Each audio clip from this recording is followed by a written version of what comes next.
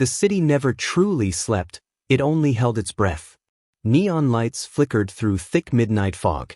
Sirens echoed in the distance, fading like ghosts that knew better than to come too close. Because in this city, there was a name people whispered only behind locked doors, a name that turned powerful men silent and criminals obedient. They called him the Don. No one agreed on what he looked like. Some said he had eyes colder than steel, others claimed he never raised his voice because he never needed to. But everyone agreed on one thing. When he entered a room, fear entered first. Tonight, the Don sat alone in the back of a quiet, dimly lit restaurant. No guards visible. No weapons on display. Just a calm presence that made the air feel heavy. Across from him, a trembling businessman struggled to hold a glass steady. "You broke the agreement," the Don said softly. Not loud. Not angry. Just certain. The man nodded quickly, sweat dripping down his face. "I can fix it. I swear, give me time." The Don didn't interrupt. He simply watched. And somehow, that silence felt worse than any threat. Outside, his men waited patiently, knowing the outcome had already been decided long before the meeting began. Because the Don lived by a code nobody understood, ruthless, yes, but never random. The businessman left shaken but alive. A rare mercy. As the Don stepped into the cold night air, one of his lieutenants approached carefully. "Boss, something strange is happening on the east side. New faces. No alliances. They're hunting, not dealing." "Hunting?" the Don asked. His lieutenant nodded. "People disappearing. No ransom. No messages. Just gone." The Don paused, eyes scanning the dark streets like he could see beyond the shadows. Territory without permission was more than an insult. It was a declaration of war. But before he could respond, his phone vibrated. A known number. A single text message appeared. "Hunters are moving through your kingdom. Tonight, the streets will bleed, and you won't see it coming." No signature. No explanation. The Don stared at the message for a long moment, then locked his phone and walked away as if it meant nothing. Back at his private office, his inner circle gathered around a massive table. Maps of the city covered the walls. Every alley, every business, every secret route under his control. Reports came in. Rumors. Whispers. Conflicting information. Some said a new gang had arrived from another country. Others believed corrupt officials were quietly supporting a hidden operation. But no one had proof. One young soldier burst into the room, breathing heavily. "Boss, Marco tried to stop something near the old docks. He's been found." The room went silent. Marco was loyal, experienced, untouchable, or so they thought. At the hospital, machines beeped steadily as Marco lay barely conscious, covered in bruises. When he saw the Don enter, his eyes widened with fear, not of the Don, but of what he had seen. "They're not normal criminals," Marco whispered weakly. "They move like soldiers, organized, cruel, and they don't care who you are." Before he could say more, Marco lost consciousness. For the first time that night, something shifted behind the Don's calm expression.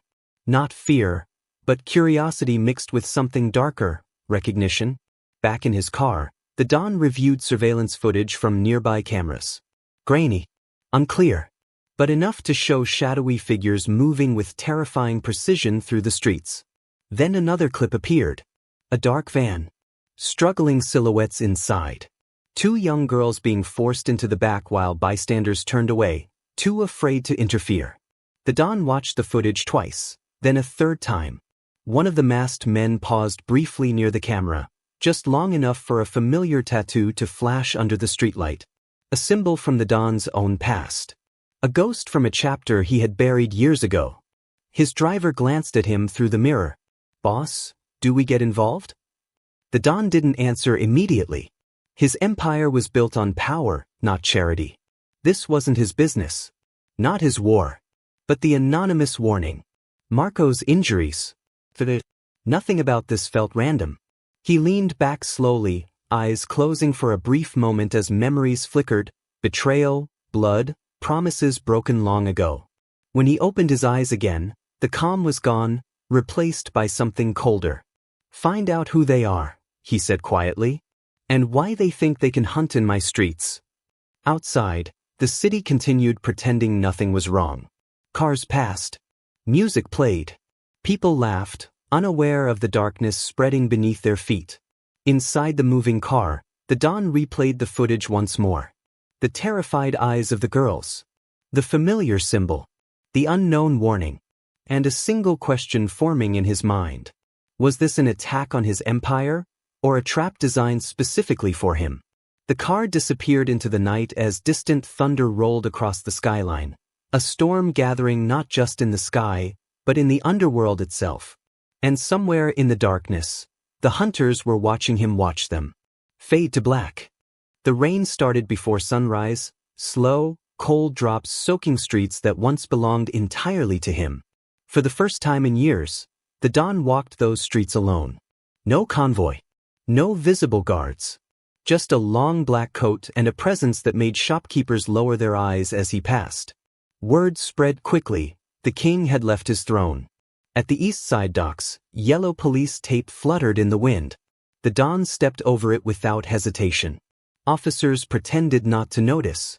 They knew better. Broken glass crunched under his shoes. A rusted chain hung from a warehouse door, snapped clean, like someone had walked through it without resistance. Inside, silence. Faint drag marks stained the concrete floor. Footprints everywhere. Organized, controlled movements.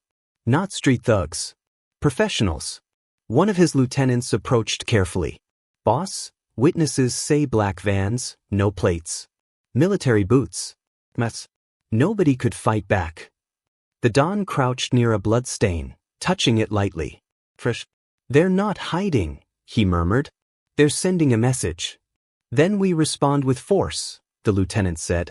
We gather everyone. Show them whose city this is. The Don stood slowly. No. Not yet. Confusion spread across his men's faces. Violence was their language, but the Don was listening to something deeper, patterns beneath chaos. Back at headquarters, tension filled the room. Maps updated constantly as reports poured in, more disappearances, more sightings, more silence from territories that once reported daily. One of his senior captains slammed his fist on the table. Boss, this is weakness. People think you're distracted.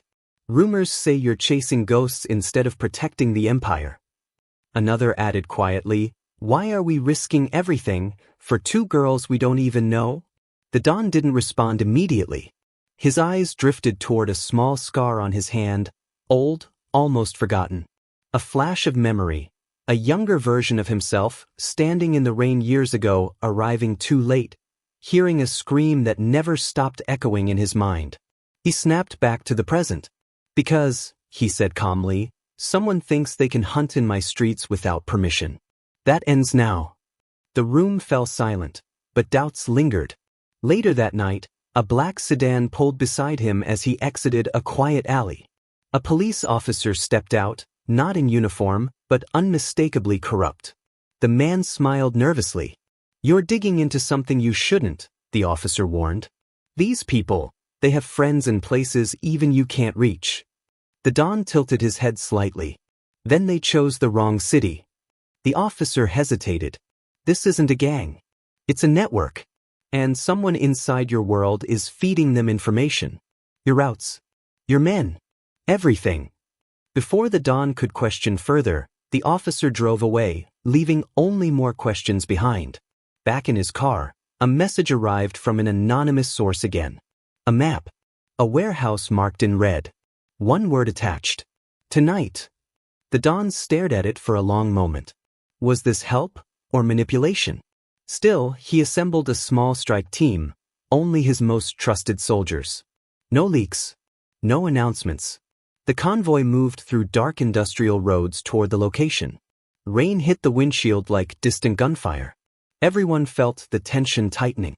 As they approached the warehouse, something felt wrong. Too quiet. No guards. No movement. Just an open door inviting them inside. The Don signaled carefully. 2 men entered first. Seconds passed. Then, explosions of gunfire echoed from within. Hidden attackers emerged from the shadows, firing with terrifying coordination. His men scrambled for cover. Smoke filled the air. Bullets shattered windows. It wasn't a rescue. It was a trap. The Don fought his way through the chaos, pulling wounded soldiers to safety. His eyes scanned desperately, not just for enemies, but for signs of betrayal, because someone had known their exact arrival time. When the gunfire finally stopped, the warehouse was empty, attackers gone like ghosts. Only one thing remained on the ground. A phone. Ringing. The Don picked it up slowly. A distorted voice spoke through the speaker. "You're predictable," it said. "You protect strangers, while your empire rots from the inside." The line went dead. Back at headquarters, tension exploded. Accusations flew. Trust shattered. One of his closest advisors hadn't shown up for the mission, unreachable, missing entirely. And as they searched his office, they found hidden financial transfers, encrypted messages, and coordinates matching the ambush location. A traitor. Inside his own circle. The Don stood alone at the window, watching rain blur the city lights. Somewhere out there, the girls were still alive, still waiting. But now the enemy wasn't just outside his empire. It was already inside, bleeding it from within. His phone buzzed again. Another anonymous message appeared. "You're running out of time. Next move decides who survives, them or your kingdom." The Don's reflection stared back at him through the glass, calm on the surface, but something darker growing beneath. And for the first time, even his most loyal men wondered. Was their ruthless leader becoming a hero, or walking straight into destruction? Fade to black. The city felt different after the ambush. Heater, but heavier. Like it was waiting for something worse. Inside the Don's headquarters, silence replaced loyalty. Men who once laughed together now watched each other like strangers. Every whisper sounded like betrayal. Photos of fallen soldiers lay on a long table. Candles flickered beside them, small flames fighting against a growing darkness. The Don stood at the head of the room, eyes cold, voice calm. "Someone led us into that trap." No one spoke. Because everyone was thinking the same thing. It could be anyone. Investigations began immediately. Phones seized. Accounts traced. Meetings replayed through surveillance. Every detail dissected like a crime scene.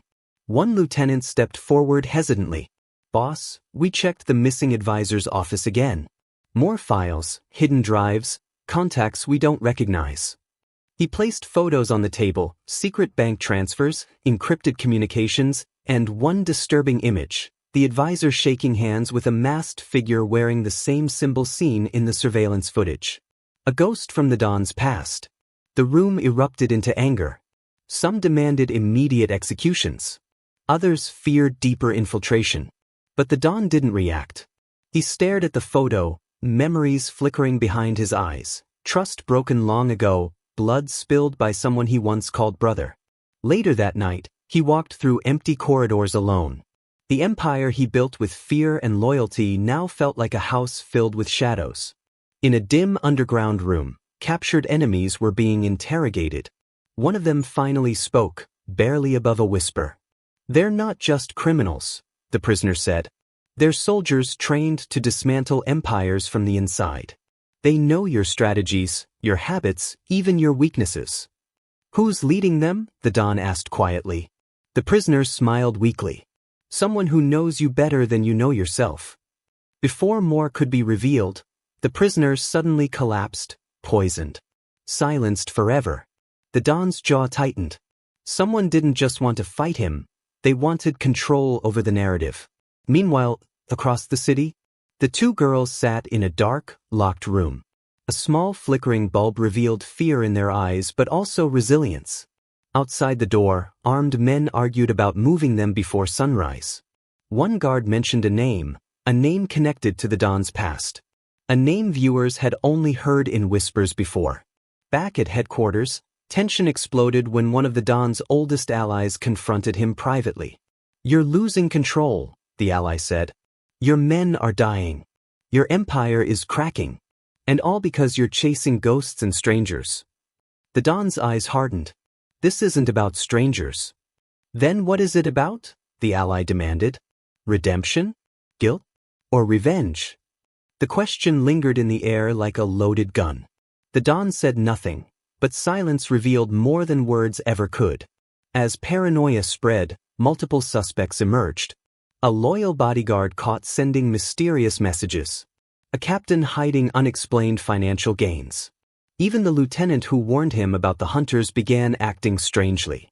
Trust shattered piece by piece. That night, the Don returned to his office and found an envelope waiting on his desk. No guards had seen who delivered it. Inside was a single photograph. A moment frozen from years ago, a failure he had buried deep in his past. A person he couldn't save. A night that changed him forever. On the back, a handwritten message read, "You build empires to hide from your past, but tonight your past destroys you." His phone rang immediately after. A distorted voice filled the room. Familiar. "You've always been predictable," the voice said. "Still trying to save people you failed before." The Don's hand tightened around the phone. "Show yourself." "Soon," the voice replied. "But first, watch your world collapse." The line went dead. Minutes later, alarms sounded throughout headquarters. Unauthorized access. Financial accounts draining. Safe houses compromised. Loyal crews disappearing without explanation. The wolves weren't just circling. They were already inside the walls.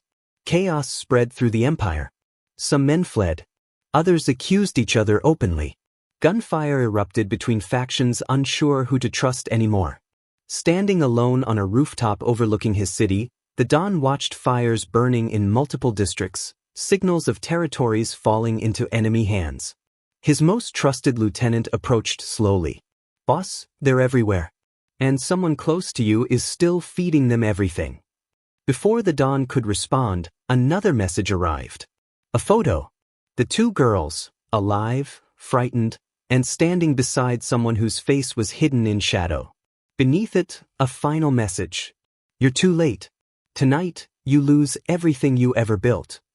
Thunder echoed across the skyline as the Don stared at the burning city below. For the first time, his empire felt fragile. And somewhere in the darkness, the real enemy was smiling, watching him break from within. Fade to black. Night fell like a curtain of smoke over the city. Sirens screamed through burning streets. Storefronts shattered. Rival gangs crept out from hiding, sensing weakness in an empire that once ruled without challenge. Inside his war room, the Don stood before a digital map glowing red, territories falling one by one. Loyal crews begged for orders. Some demanded retreat. Others wanted revenge. The Don's voice cut through the chaos. "We strike everywhere. No hesitation." Within minutes, his forces moved like shadows, reclaiming streets, intercepting enemy shipments, and crushing small cells of the Predator's network. Explosions echoed through abandoned factories. Gunfire rattled through empty warehouses. But something felt wrong. Every location they hit was already partially abandoned. Every enemy they captured knew nothing important. It was like fighting ghosts. Meanwhile, the police tightened their grip on the city. Roadblocks appeared overnight. News channels spoke of rising violence. Politicians demanded arrests and quietly blamed the Don. Pressure closed in from all sides. On a rooftop overlooking the chaos, the Don received another anonymous message. A new address. No warning. No words. Just coordinates. Against the advice of his remaining loyal commanders, he went personally, a small convoy cutting through smoke-filled streets. The building was an old theater, once grand, now crumbling.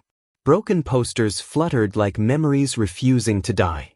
Inside, the Don walked alone through dark corridors. Dust rose with every step.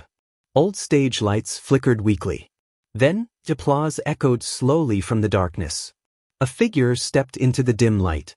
Someone the Don once trusted like family. Years ago, they had built the empire together.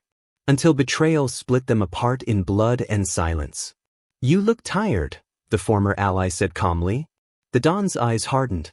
"You started a war for revenge?" "For truth," the figure replied. "You built your throne on broken promises.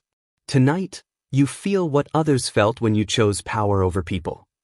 Flashbacks crashed through the Don's mind. A past decision, a failed rescue, a sacrifice he had justified as necessary, but never forgiven himself for. "Where are the girls?" the Don demanded. The ally smiled faintly. "Still chasing redemption, I see." Gunfire suddenly erupted from hidden balconies. The Don's men rushed in to protect him as enemies poured from the shadows. A brutal fight exploded inside the old theater. Fists, bullets, broken glass.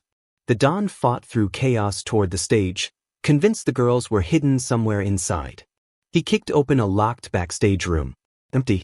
Just a ringing phone sitting on a chair. He answered it slowly. A different voice spoke, calm and amused. "You finally found him," the voice said. "But he's only a memory. You're still chasing illusions." The Don's expression darkened. Outside, explosions shook the building. Police sirens grew louder.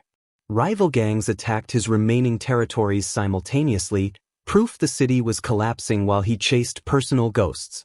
The former ally lay wounded but alive, laughing weakly. "You never understood. This isn't about me. I was just the bait." The Don froze. If this was bait, then the real enemy was still hidden. Back at headquarters, chaos reigned. Loyal captains argued violently. Some demanded surrender to authorities.